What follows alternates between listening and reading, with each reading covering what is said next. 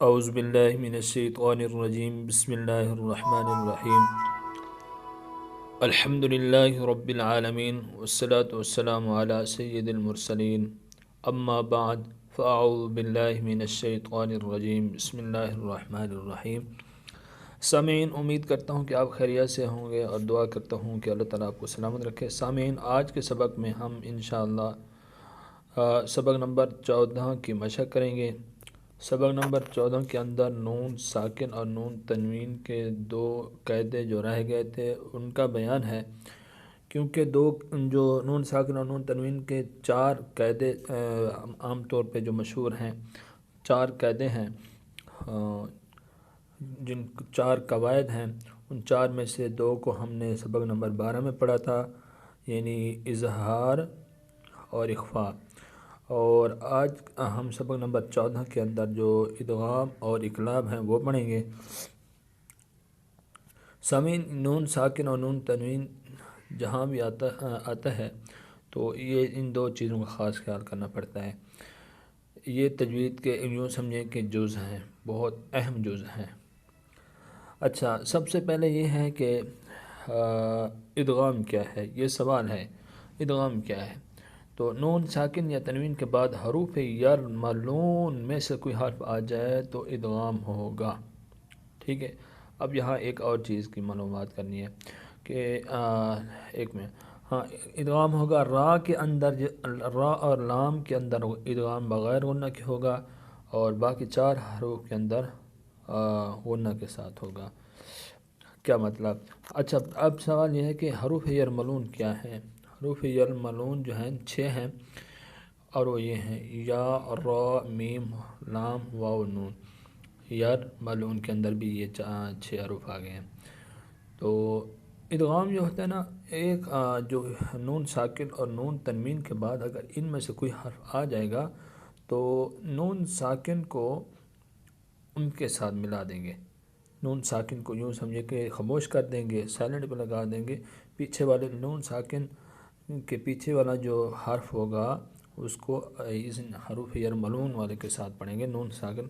خاموش ہو جائے گی، ساکن ہو جائے گی، ٹھیک ہے۔ اب حروف یرملون میں سے ایک را ہے اور ایک لام ہے، تو لام کے اندر جب ہم ادغام کریں گے تو غنہ نہیں کریں گے، باقی کے اندر غنہ کریں گے۔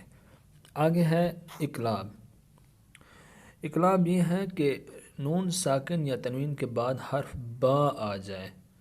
حرف با آ جائے تو اقلاب ہوگا، یعنی نون ساکن اور نون تنوین کو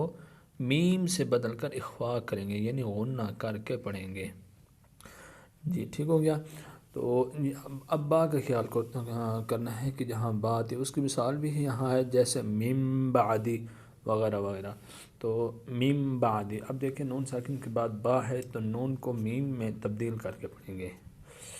ٹھیک ہو گیا۔ آگے چلتے ہیں۔ اب ادغام کے ہجے کرنے ہیں تو کیسے کرنے ہیں؟ مثلا میں یقول یا اس طرح کے حروف آ گئے ہیں تو ان کا ہجے اس طرح کریں گے، جیسے مثلا میں یقول ہے میم نون یا زبر یا میں، میم نون یا زبر میں، یا زبر یا میں، یا قاف واو پیش کو، میں یکو لام پیش لو، میں یقولو۔ اقلاب کے ہجے اس طرح کریں گے، میم بعدی کو میم نون زیر من، با عین زبر با، میم با، دال زبر دال زیر دی، میم بعدی۔ سامعین، امید ہے کہ آپ کو یہ سبق سمجھ آ گیا ہوگا۔ تو آئیے آگے چلتے ہیں، اب مشق شروع کرتے ہیں۔ میم نون یا زبر میں، قاف واو پیش کو، میں یکو لام پیش لو، میں یقولو، میم نون واو زبر وا، را زبر را من ورا قاف لام زر کل من ورق جیم نون زبر جان نون زبر نہ جنہ تا زر تی جنتی من ورق الجنة میم نون یا زبر می یا واو زبر یو می یو سامعین اس کو می پڑھیں گے من یو نہیں پڑھیں گے می یو میم دو زر من می یو من میم نون واو زیر میو وا زبر وا میو وا لام یا زر لی میو ولی یا دو زر ین میو ولی ین سامعین آج کا سبق ہمارا یہاں تک ہے اور اسی طرح پیچھے والے جو نون ساکن و نون تنوین کے قاعدے پڑھے تھے ہم ان کو تھوڑا دہرا لیتے ہیں تاکہ یہ دونوں کمپلیٹ ہو جائیں نون ساکن یا تنوین کے دو قاعدے یہاں اظہار اور اخفا ہے آئیے پڑھتے ہیں اظہار کیا ہے اور اخفا کیا ہے نون ساکن یا تنوین کے بعد حروف حلقی میں سے کوئی حرف آ جائے تو اظہار ہوگا یعنی نون ساکن اور تنوین میں غنہ نہیں کریں گے حروف حلقی 6 ہیں یعنی نون ساکن یا تنوین آئے گی تو غنہ کے بغیر پڑھے جائیں گے اگر ان کے بعد حروف حلقی میں سے کوئی حرف آ جائے اور حروف حلقی یہ ہیں